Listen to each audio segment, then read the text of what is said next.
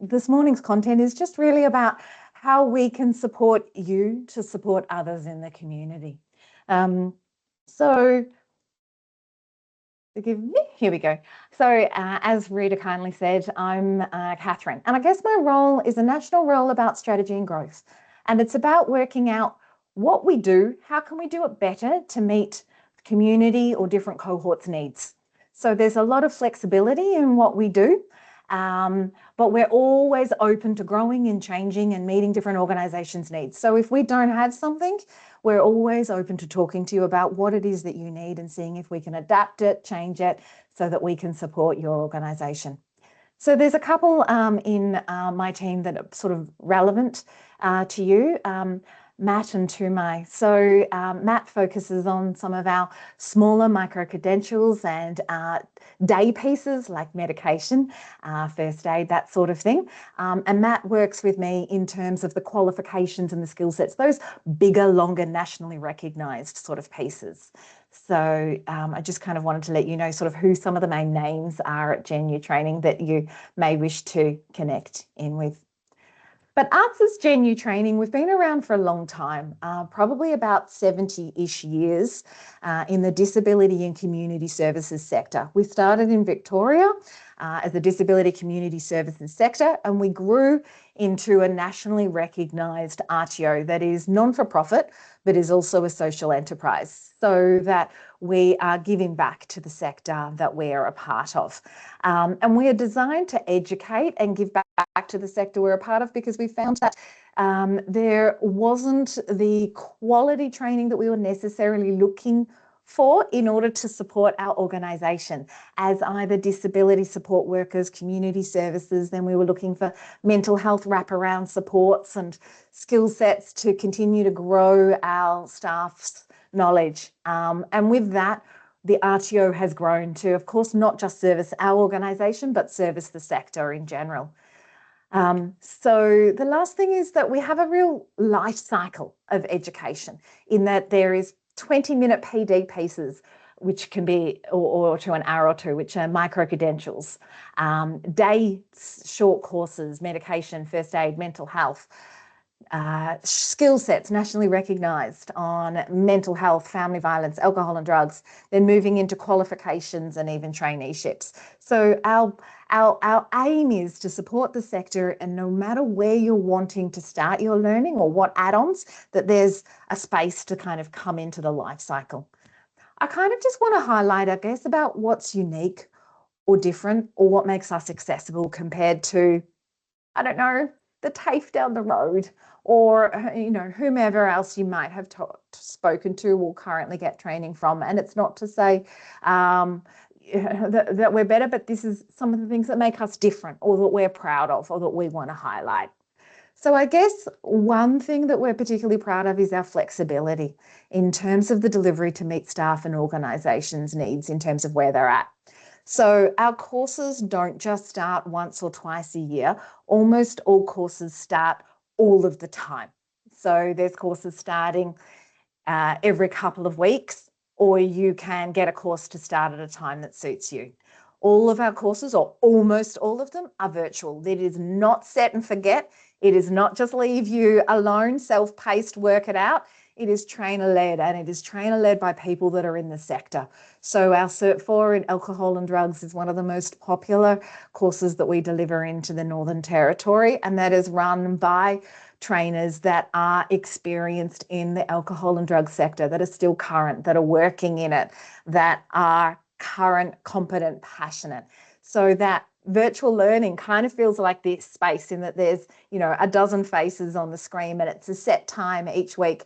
And the trainer says, you know, how'd you go reading through the case study?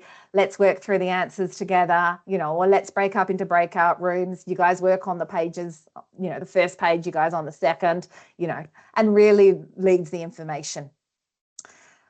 What we're also proud about is our wraparound support for learners. There's nothing more important than getting our learners to completion. So we don't We don't want to see just a bum on a seat for a bum on a seat's sake. We want to see competent, completed learners that are going into the sector or upskilling in the sector. So we put a lot of effort and time and resources into the supports. So there's trainer supports before and after all the virtual classes. Our coordinators are like case managers that, if a class or two is missed, we would ring and say, how are you? What's going on? How can we catch you up? How can we support you?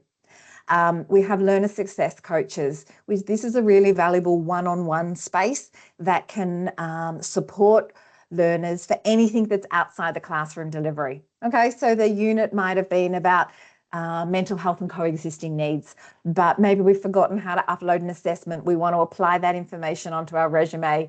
We're feeling overwhelmed in terms of workload and study load, and we want to talk about managing our priorities. That is what the learner success coaches are for, providing that one-on-one support, however many times it's needed, when it's needed, to make sure the learners are getting what is coming sort of from outside the classroom learning environment, but is still going to affect their learning. We also train with purpose. We are non-for-profit. We are a social enterprise. Any funds we make go back into the sector that we're a part of. We are deeply rooted in the disability community services and care sector. This RTO is birthed from being a part of this sector. So we absolutely train with the purpose of seeing quality outcomes for the sector we're a part of. So we believe that we're not just an RTO, we're part of an ecosystem. So as I kind of mentioned, this is the life cycle of education in terms of the main parts. And I'll go through sort of half dozen examples of each of these in a sec. But micro-credentials, short courses, nationally recognised skill sets, qualifications and traineeships in some of those qualifications. So micro-credentials are sort of 20 minutes to 2 hours. Short courses are something that's more like a half day or a day. Nationally recognised skill sets are 1 to sort of 4 units that would make up part of a bigger qualification if you wanted them to. So, you want to do a skill set on mental health coexisting needs, which is one of ours.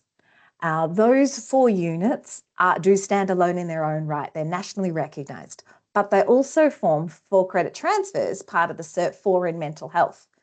So if there's learning that is undertaken in a skill set, it can credit transfer into the qualifications.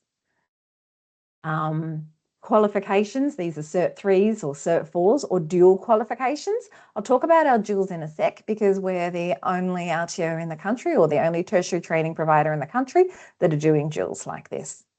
And traineeships. It's a sort of a refreshed, newer option for us, and I'll talk about some of the most popular ones in a moment. So micro-credentials, there's probably 100 or more micro-credentials that you could choose from, and it could be one person from your organisation that really wants to do this micro-credential, or it might be that you decide to put all of your staff through a micro-credential. They're on topics such as assisting with medication, increasing disability awareness, occupational violence and aggression, personal boundaries and confidence training.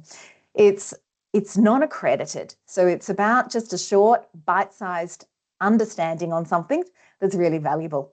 These micro-credentials sort of range from $30 to $200 for one person, depending on some of the really big ones are a bit more expensive, but most of them are around that 30, 40, 50 sort of dollars. So it's a real bite-sized piece that you could have an individual or or all of your staff from your organisation enroll into.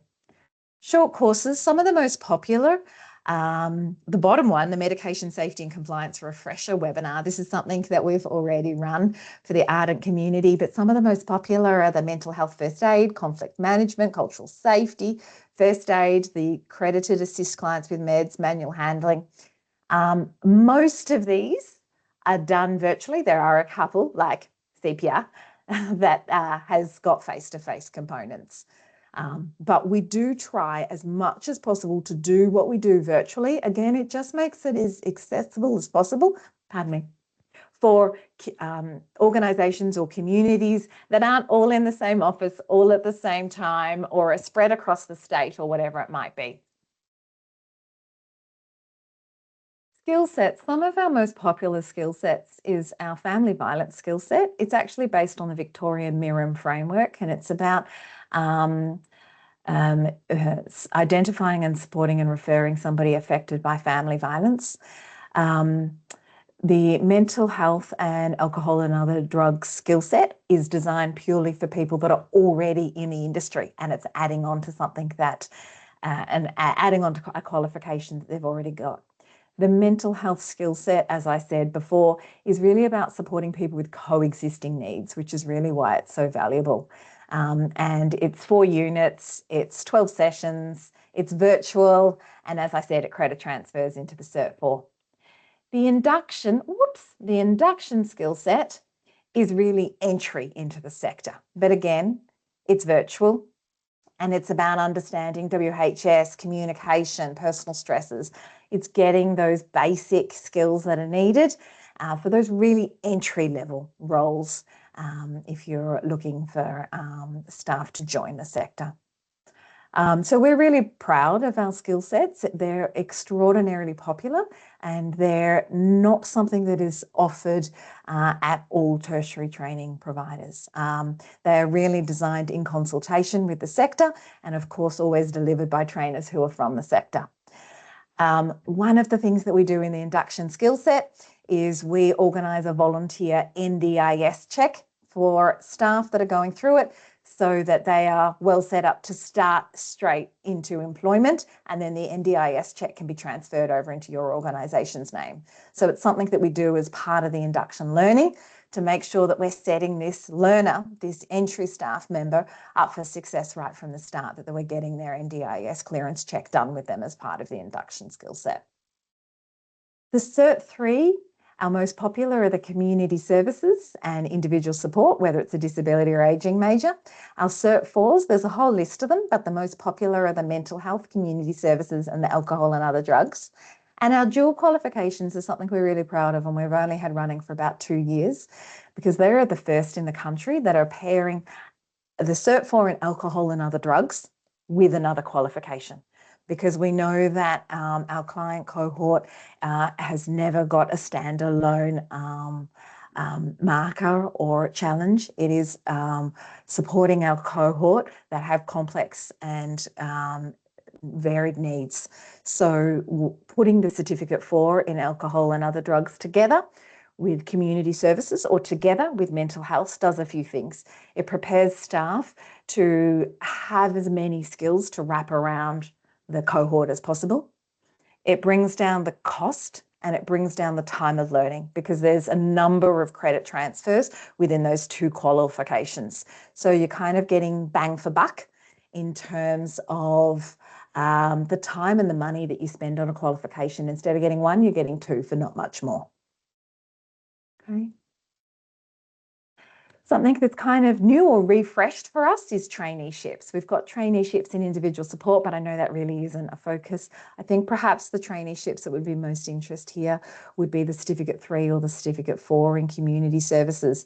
This is a virtual monthly class. A lot of learning is done on the job. A lot of support is done to the organisation as well as the learner. So it's just offering what we do in a different way, because when organisations ask, we do our best to adapt. So this is a refreshed or a kind of a new offering that we've got. And I guess the next steps is ask. If you want to have a conversation with me, I'm always available. I'm happy to join a team meeting. Just ring, email, Teams me, whatever you would like. I will also be at your Ardent conference in June, so very excited to be coming. But yeah, I'm always happy to answer any questions now or at some point in the future.